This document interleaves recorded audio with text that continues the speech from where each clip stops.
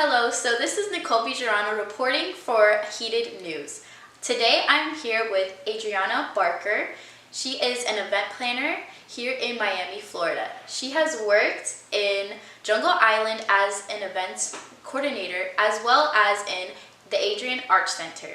So today we're going to be talking about how partying in a pandemic has really affected the industry during COVID-19. Thank you for inviting me on this horrific topic, which is our industry. I'm working as a director at the Adrian Arts Center and Jungle Island.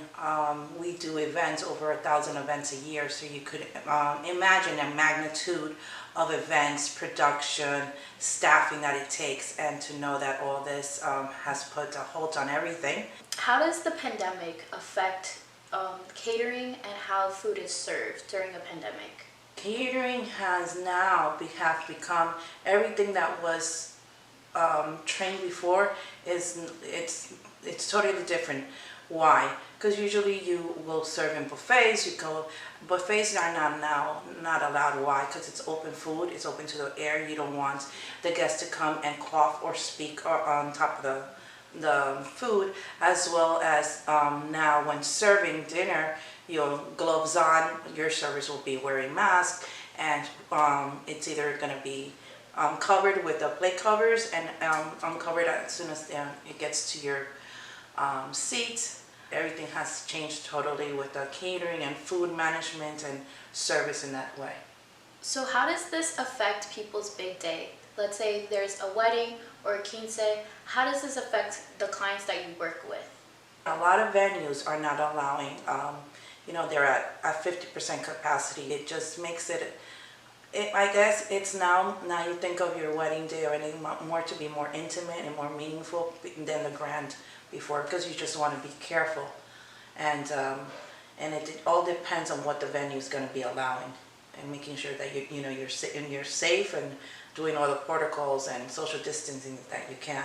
When planning a wedding or planning a quince or whatever the event is, how do you, as the event planner, how are you able to coordinate safe social distancing to manage guests moving from one location to the other, or for sit-down dinners? Well, that's a very good question. We go through a guest list, and we go through with the client, like groupings. Let's say if Smith family is going to be in this table because they've been living in the same quarters, and then Mr. Jones' family will be sitting in another table. And let's see, for table siding, it's 6 feet distance from the tables.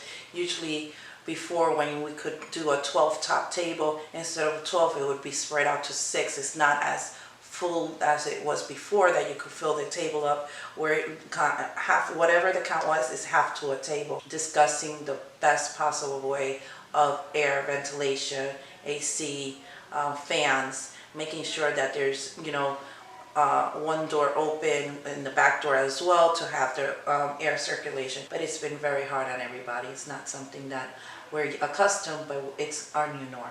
What do you hope for the future of the industry that you work in terms of how it has evolved during this COVID-19 pandemic? I think of that every day because I miss a lot of the dancers, the companies, the orchestras. I think of so many people that I've met in this beautiful industry that I'm in.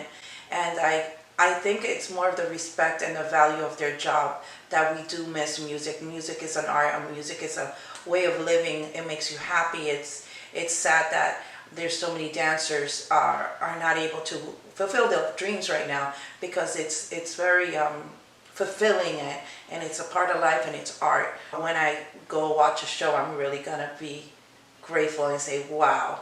I would like to share one thought, and one thought only. Please wear a mask. This is very scary and serious. Wear a mask, social distance yourself, and be kind to one another. Thank you again, Adriana, for joining us. That's great.